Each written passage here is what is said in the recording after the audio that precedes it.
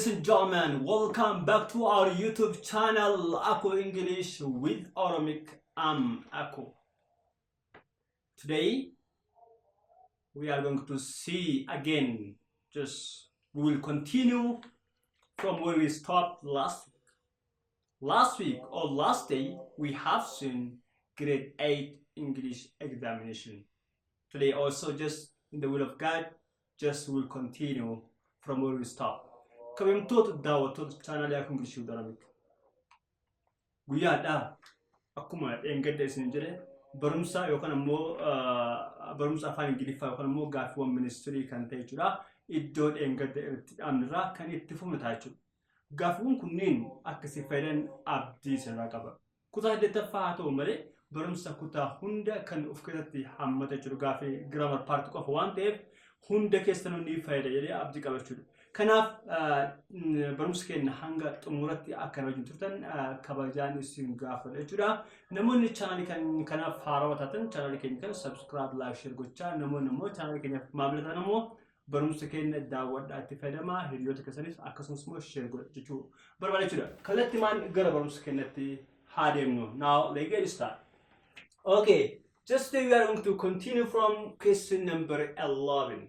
Hadda kan itti fufnu gaaffii 11ffaa jechuudha. Part tokkoffaa keessatti gaaffii tokko haga 10 ilaalee jira jechuudha. Hadda immoo gaaffii 11ffaa akkasumas immoo 12ffaa akka itti aanu ilaalaa deemnu jechuudha. Hanga yeroon keenya dhugaatu jechuudha. So gaaffiin 11ffaa ammaa jira. Let's see. Here is if I knew the answer. If I knew what? If I knew the answer, I would tell you. Gaaffiin kun gaaffii waa'ee maaliiti jechuudha. Gaaffii waa'ee imaginary action yookaan immoo it's a kind of what conditional sentence. Gaaffiin kun gaaffii waa'ee conditional jechuudha. Actually there are two clauses, that is if clause and the main clauses. Ciroo bakka lamatti qoodama jechuudha. Ciroo hirkataa fi ciroo of danda'a akkuma jennu sanii. If clause if I knew the answer deebii yookaan beeku ta'e jechuudha. It's what? Improbable action. Ingiliffa keessatti conditional bakka afuritti qoodama. Zero condition, conditional type 1, conditional type 2, conditional type 3 ene bakka afuritti qoodama jechuudha.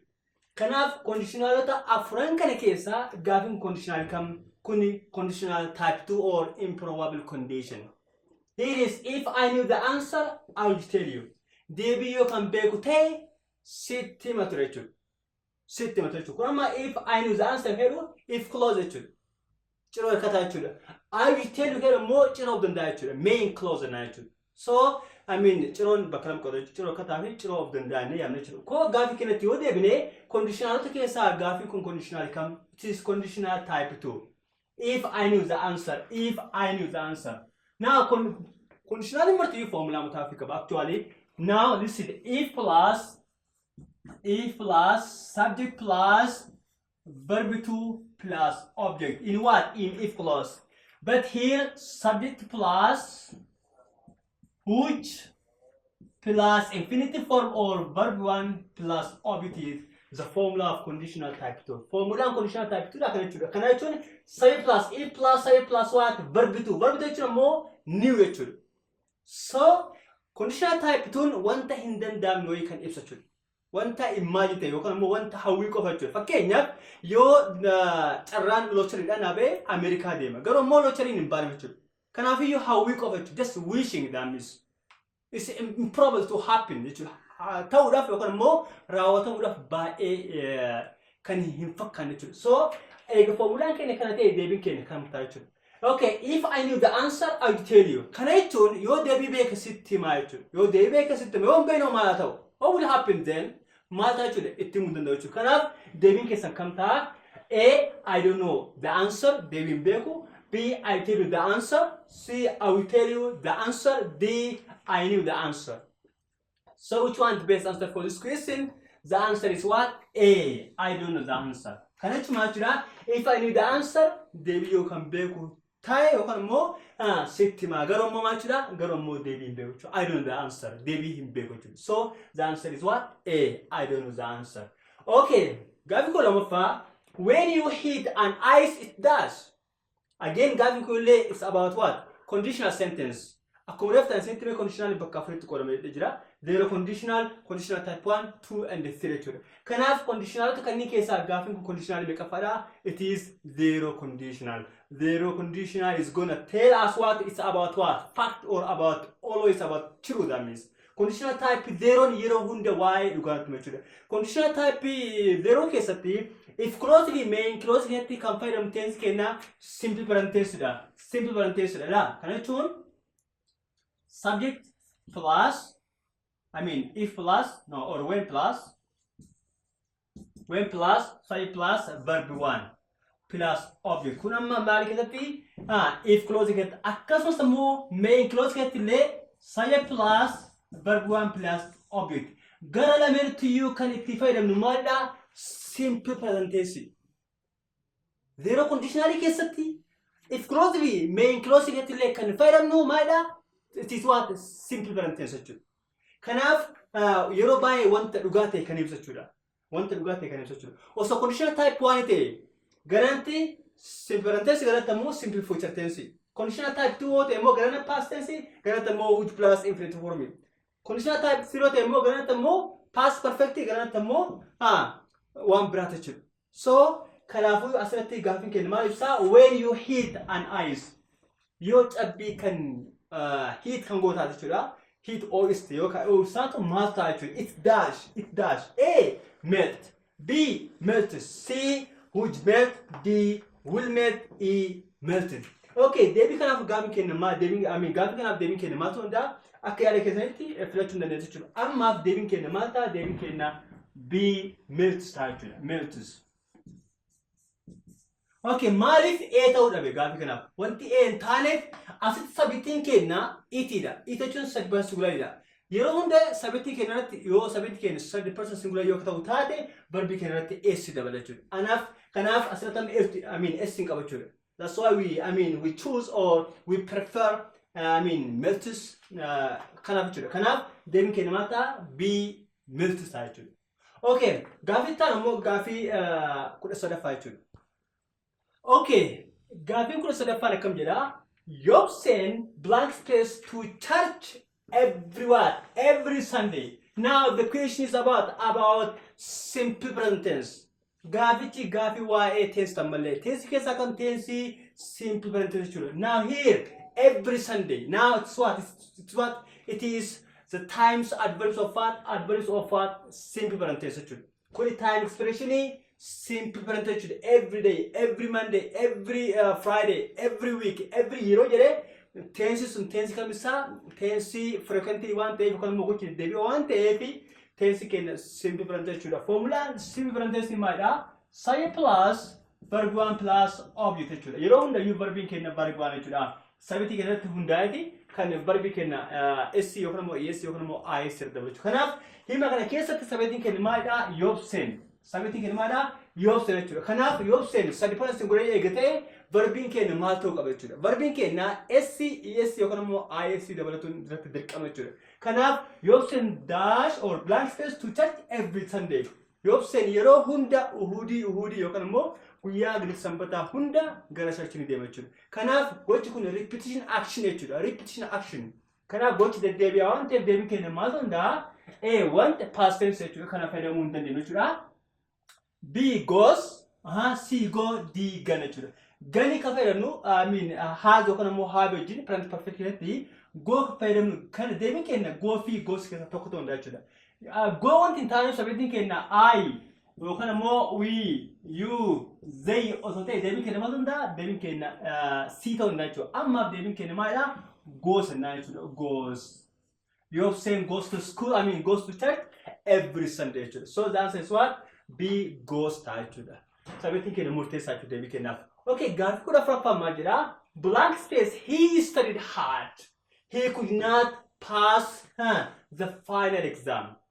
Gafi why amas why coordinated conjunction kan why well substitute to Gafi kun ka irratti focus to why conjunction irratti focus to kanaf wanta sit orbadu if sagaba sini kun orbadu yero hunda yu gara debi sitime kalatti man if sini kan jechuudha. Gaafii kanaaf deebii keenya sirrii kan ta'udha. Deebiin isaa biidha jechuudha. Also ta'a jechuudha. Maaliif also ta'a? Anta jechuun yookaan immoo up to yookaan immoo till jechuudha. Jechuun hiikan isaa anta jechuun till jechuudha. Hanga waawii agarsiisa jechuudha. Hanga agarsiisudha. Kanaaf kun deebiin isaa wal fakkaata. Garuu immoo seera giraamarii keessatti hima keenya keessatti iddoon duwwaa yoo jalqabatti kasii kennan taate yoo hima keessan keessa ozoon jiraate jidduu isaaniitti yoo kooman kan jiraatu taate will prefer without any station the word also. Also wanta kallee shakkiin kun yookaan immoo osoo wanta kallee shakkiin also fudhanna jechuudha. Iddoo kanatti kan dhufu also ta'a jechuudha. Maaliif ennaan yeroo hunda also jechuun kan isaa ta'ullee jechuudha. Look, also he studied hard, he could not pass the final exam. Inni qormaata sirriitti qo'atullee qormaata dabruu hin dandeenye jechuudha. Qo'atullee jechuudha. Jechi also ta'ullee jechuudha. Kanaaf also yeroo jalqabaatti yeroo hundayyuu qubee kaapitaal ta'uu qaba tokko. Osoo filannoo kana keessa qubee xiqqaan kan jiraatu taate yookaan immoo also kan jiraatu taate deebii ta'uu danda'a jechuudha. Yeroo hunda also jalqabatti ni dhufa jalqabatti yeroo dhufe qubee guddaan ka'uu qaba. Ittaanii ammoo isa jidduutti kan filamu immoo koomaa ta'uu qaba jechuudha. Koomaa ta'uu qaba jechuudha. Okay, yoo koomaan jidduun jiraatin ammoo also jidduutti yoo dhufe qubee xiqqaa ta'a jechuudha. Gaafa also jidduutti fayyadamne qubee xiqqaa ta'a jechuudha. He studied hard although he could not pass the exam. Yeroo kana also xiqqeetti finne qubee xiqqaa ta'uu qaba jechuudha. Also ta'uu qaba jechuudha. Qubee xiqqaa ta'uu qaba jechuudha. Yoo jalqabate immoo guddaa ta'uu qaba jechuudha. Akkasumas immoo batiin ammoo faayidaan also fi batii tokkuma jechuudha. Hiikan isaanii almost walitti kalaa jechuudha. Gara immoo batii kenna jalqaba irratti fayyadamuu hin dandeenye gonkumaa jechuudha. Jalqaba irratti yoomiyyuu fayyadamuu hin dandeenye. Yeroo kamiyyuu taana jechuudha. Hima keenya keessatti batiin jalqaba irratti dhufuu hin danda'u jechuudha. Kanaaf deebiin keenya maadha? Also ta'a jechuudha. Also he studied hard, inni yoo sirriitti qo'atullee qormaata dabruu hin dandeenye jechuudha. Kanaaf deebiin keenya maadha? Also ta'a jechuudha. Waa'ee tophii kanaaf hunduratti bal'ifnee barannaa jechuudha. Next, gaafii kudha shanaffaa. She looks weak and pale. She dash go to school. Clinic. Fakkeenyaaf, let's say if I sick, alright, and yoo ka dhukkubsa taate, what should I do? Maal haa godhu jechuudha. Just I go to clinic jechuudha. I should go to what? Clinic jechuudha. Kanaaf yoo dhukkubsate garam deemu qaba, ganaa bara yaalaa deemu qaba jechuudha. So she looks weak and pale. Baay'ee dadhabdee yookaan immoo baay'ee dhukkubsate jechuudha. She dash go to clinic. Kanaafuu mana yaalaa deemu qaba jechuudha. Gaafiin kun maal agarsiisa? Sabatu what? About model verbs actually. Gaafii waa'ee model verbs jechuudha. Kanaaf model verbii keessaa gaafii akkamiiti yookaan immoo deebii akkamii ta'uu qaba? Deebii it is what? Strong obligation. A strong what? Strong obligation. That means she is sick by the hin dhukkubsatte waan ta'eef kanaaf ishee kanaaf eega dhukkubsatte deemu qabdi mana yaalaa deemu qabdi jechuudha. Kanaaf deebii isaa maal ta'a? Will ta'uu danda'u. She will hin ta'u yookaan immoo she shall hin jennuuni. She can't hin jennuuni jechuudha. Kanaaf she must go to clinic jechuudha. Deemu qabdi jechuudha mana yaalaa. Mana yaalaa deemu qabdi jechuudha. Okay. Gaafii kun jaaffaan. I have dash finished my assignment. I have dash finished my assignment. Now the question is about what? What kind of tense now? About present perfect tense actually. Why present perfect jechuudha? Formulaan present perfect maal? Formulaan present perfect yeroo hundayyuu jechuudha. Subject plus has or have plus verb 3. Kanaaf I have I have, we have, you have, they have jechuudha. Yoo ammoo she has, it has, he has jechuudha. Kanaaf sabeen keenya I ta'e have jechuudha. Egaa I have inni irraa baane jidduu auxiliary verb fi verb 3 maal fedhamna? He is already. Look, one isin beeku qabdan. Mee deebiin keenya always, usually, sometimes kan sadeenuu kan fayyadamnu simple parenthesis keessa jechuudha. Frequently, expression yookaan ammoo adverbs of frequency jechuudha. Asitti ammoo already jira jechuudha. Yeroo hundayyuu waan isin beeku qabdan jechoota akka already, never, just, ever jechoota sadii kana yeroo baay'ee yookaan ammoo yeroo hundayyuu kan fayyadamnu jidduu auxiliary verb fi verb 3 fayyadamnu jechuudha. Kanaaf I have already, I have never, I have just yookaan ammoo I have never jechuudha. Garuu ammoo kanneen keessaa jecha yet kan jedhamu ammoo yeroo hunda isa fayyadamna dhuma himaa keessatti fayyadamnu jechuudha. Fakkeenyaaf I have or I have never finished my assignment yet, or I have not finished my assignment yet. Hanga ammatti qormaata hin xumuratu. Kanaaf yeroo baay'ee yetii eessa fayyadamna dhumarratti fayyadamna jechuudha. Dhumarratti fayyadamna jechuudha. So waa'ee kanallee fuulduratti hin barannu jechuudha. Waa'ee present perfect yeroo barannu. Okay, kanaaf deebiin keenya ammaaf maal ta'a? Deebiin keenya ammaaf already. I have already finished my assignment. I mean, present perfect macho made definition is what's present perfect? Present perfect means it's an action which has just recently completed. Gocha yeroo gabaabaa jirutti uumame jechuudha. Kana jechuun I have just or I have already finished my assignment. Qormaata kiyya xumuree jira jechuudha. Kanaaf qormaata xumursaa yeroo isaa ibsine garuu immoo qormaata xumursaa ibsa jechuudha. Okay, gaafiin kun torfaa yookaan immoo gaafiin itti aanu this school dash buys the donation from American what people. From American what? From American people. Okay, gaafiin kun kan irratti focus ta'u teessota keessaa why active fi why passive jechuudha. Okay, the school hima kana keessatti subset school kennu maalidha? Buy. Look now. Buy. This shows but it's about what? About the passive action. About passive action. Okay, this school dash buys the donation of from American people. Manni barumsaa kun qarshii yookaan immoo gargaarsa biyyaa yookaan immoo Ameerikaatiin dalagame jechuudha. Kanaaf gochi kun raawwatamee raabamee jira yookaan immoo manni barumsaa ijaaramee jira jechuudha. Now at this time yeroo kanatti just the school is what maybe it might be old jechuudha. Dulloomaa ta'uu danda'a jechuudha. Asin dura dalagamee raabamee jechuudha. Kanaaf this school buy jechi buy kun hima kenna keessatti passive ta'uu isaa ibsa jechuudha. Gaafa passive ta'e himi kun tensi kam jalqabarratti tensi past tense ta'a jechuudha. Tensi passive ta'a jechuudha. Formulaan passive maal subject plus verb to plus objective. Himi kun in active voice. Active keessa jechuudha. Passive inactive. Passive inactive. Gara passive yeroo jiru objective keenya fuunee jalqabar keenya jechuudha. Waa'ee kanaaf fuulduratti baranna. Kanaaf asoota subject ta'a plus was or were plus what verb 3 ta'a jechuudha. Plus objective. Kanaaf subject keenya maal this school jechuun subject keenya kanaaf asitti was yookaan immoo were fayyadamna jechuudha. Hima kana keessatti was yookaan immoo were ta'uu qaba jechuudha. Kanaaf subject keenya this school jettee singularity ta'a jechuudha. Kanaaf verb 3 plus verb 3 ta'a jechuudha. Kanaaf deebiin keenya maal ta'a? This school was built by the donation from American people. Gaafiin kun gaafii waa'ee passive miti. Gaafiin kun gaafii waa'ee passive in past tense jechuudha. Yookaan immoo manni barumsaa gargaarsa namoota alaatiin dalagame jechuudha. Dalagame jechuudha. Sigaraa miree kanaafuu this school mana barumsaa kun dalagame jira jechuudha. Kanaaf fakkeenyaaf I write the lecture yoo jedhee ani xalayaa barreessoo jedhee fakkeenyaaf xalayaan kun anaan barreeffame jechuudha baannee the lecture is written by me jechuudha. The letter is what? The letter or the lecture is written by me. Sigaraa miree kanaafi sababtiin keenya gara dhufee objectiin keenya immoo gara dhumarratti dhufa jechuudha. Kanaaf waa'ee kanallee fuulduratti waa'ee active passive yeroo barannu sirriitti baranna jechuudha. Ammaaf gaafii keessatti yoo waan dhufeef isin ibsuu barbaada jechuudha. Kanaaf deebiin keenya maal ta'a? This school was built by the donation from American people jechuudha. Manni barumsaa kun ijaaramee jira gargaarsa biyya alaatiin dhufe jechuudha. Gaafiin itti aanu immoo gaafii 18ffaa jechuudha. Okay, gaafiin 18ffaan akkam jedha? Gaafiin 18ffaan gammachuu woke up late. Blank space, he missed the school bus. Gammachuun yeroo hirribaa yeroo ka'ee turetti yookaan immoo ni barfate yookaan immoo barfatee ka'ee jechuudha. So maal ture yookaan maal ta'e jechuudha. Then what? He missed the bus.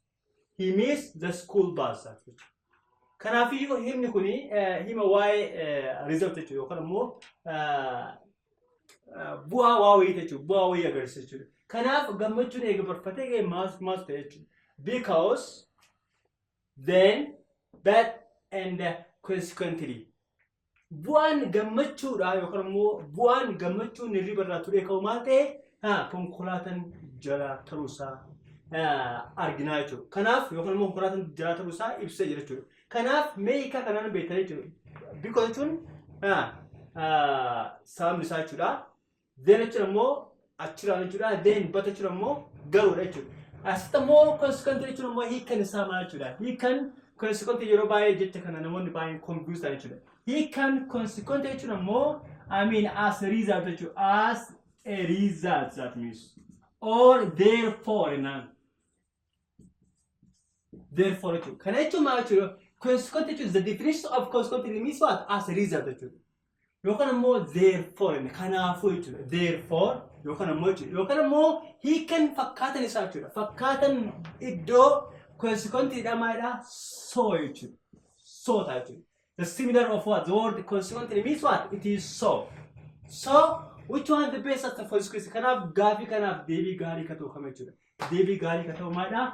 D so yookaan immoo consequent jechuudha. Look, gammachuu woke up late. Gammachuu woke up late. Gammachuun barfatee ka'e. So kanaafuu yookaan immoo therefore he missed the school bus. Kanaafuu maal ta'e? Kanaafuu baasii jaraa ture jechuudha. Kanaaf deebiin keenya maal ta'a? D consequent jechuudha. Kana laga ta'e but hima bakka tanatti galuu danda'u then leen ta'u the more because illee ta'uu danda'a jechuudha. So grammatically deebii keenya maal ta'a? Consequent jechuudha. Consequent definition isaa as a result yookaan immoo therefore naan. Fakkaatan isaa immoo similar isaa isoo iddoo yookaan immoo consequent ni jiraachuu dhabaate deebii ka ta'u deebii isaa kamiidha? So yookaan immoo therefore yookaan immoo as a result ta'a jechuudha. Nice. Now let's see question number 19 or 19. Zainaba is dash of 5 members of what? The family. Now just we are going to compare Zainaba within what? Within her family. Zainaba namota family si hojii wal madaasaa jechuudha. Kana jechuun maal jechuudha? Just about what? About superlative degree jechuudha. Why superlative degree jechuudha? Superlative degree wanta tokko wanta baay'ee wal madaasu jechuudha. Kanaaf amma hima keessatti seera comparison degree keessatti maal fayyadamna? Formula mataa isaa qabu jechuudha. Yoo silabiliin isaa yookaan immoo birsan isaa dheeraa ta'e most yookaan immoo more fayyadamu jechuudha. More kan fayyadamnu comparative keessatti jira. Most immoo superlative keessatti fayyadamu jechuudha. Yoo ammoo silabiliin isaa yookaan immoo birsan isaa gabaabaa akka ta'u taate just superlative irratti EST dabala, comparative irratti immoo ER dabala jechuudha. Kanaaf himni keenya yookaan immoo verbiin adjective kennamee tole jechuudha. Kanaaf tole jechuun silabiliin isaa gabaabaa short syllable jechuudha. Birsa gabaabaa jechuudha. Kanaaf Zainaba is dash of 5 members of the family. Zainaba family si hojii wal madaasaa jira jechuudha. Okay, kanaaf deebiin keenya maal ta'udha? A mortal, B most tall. Mortal hin jedhamu. First day. Kanaaf deebiin isaa the tallest or the taller ta'a jechuudha. Kanaaf himni keenya deebiin isaa maal ta'udha? The tallest jechuudha. Formula mataa fi qabu jechuudha. Kanaaf the plus adjective plus est ta'a jechuudha. Adjective plus plus EST ta'a jechuudha. Kanaaf the tallest, Zainaba is the tallest of what? 5 members of the family jechuudha. Zainabaan maatii ishiirraa kan irra dheersite jechuudha. Gaafiin ni damaffaa akkam jedha? Yaada she is dash girl in the class. Now again the question is also about what? About superlative degree. Ammas gaafin kuni gaafin kana wal fakkaata jechuudha. Akkasa naannoo tokkotti kan dhufan jechuudha. So yaada she is dash girl in the class. Yaada she amma barattoota gola isaanii wajjin wal madaasuu deemaa jechuudha. Kanaaf yaada she maal adjective nu kenna maal beautiful. The word beautiful is what? Long syllable. It's long what? It's long syllable. Jechi beautiful jedhu kun syllable yookaan immoo bursaga dheeraa jechuudha. Yookaan immoo bursaga dheeraa qaba jechuudha. Kan lakkaa'amuu danda'u jechuudha. Kanaaf more yookaan immoo most fayyadamu jechuudha. Amma gaafin keenya waa'ee superlative degree waan ta'eef most fayyadamu jechuudha. So gaafa most fayyadamnu ER yookaan immoo EST irra dabaluu hin dandeenyu adjective kana jechuudha. Kanaaf jennaan deebiin keenya maal ta'udha? Yaada she is dash girl in the class. A more beautiful. B the most beautiful. C the beautifuler. It's not actually. The beautifulest. Kunin is not David on. So David Kenamatunda, David Kenyarachi is the most, it is the most beautiful girl in the class, that means. So the answer is what? The answer is B tachu. Kanaf gafin hadaf kabadis kana fakata yerotan akkasumas immoo gaafii asirratti hafeefi yookaan immoo gaafii shiitii bara 2010 walitti kan deebinu ta'a jechuudha. Kabajamtoota daawwattoota chaanaalii akkuu gaafiiwwan an hadhaaf qabadhe isin dhiyaadhe kana fakkaata. Barumsa kiyyarratti gaafii yoo qabaattan akkasumas immoo wanta isin dhibe yoo qabaattan yeroo hundayyuu YouTube irratti ta'ee Telegram irratti ta'ee yookaan immoo Imo irratti ta'ee nagaafachuu hin dandeenye jechuudha. Kanaaf barumsi hadhaaf qabadhee isin dhiyaadhee kana fakkaataa wanni dhumarratti isin barbaadu chaanalii keenya subscribe like share gochaa ni bira dhaabadhaa isin barbaada. This is all I have for today. Thank you very much for watching our video. Bye. Have a nice time. See you next time. In the will of God.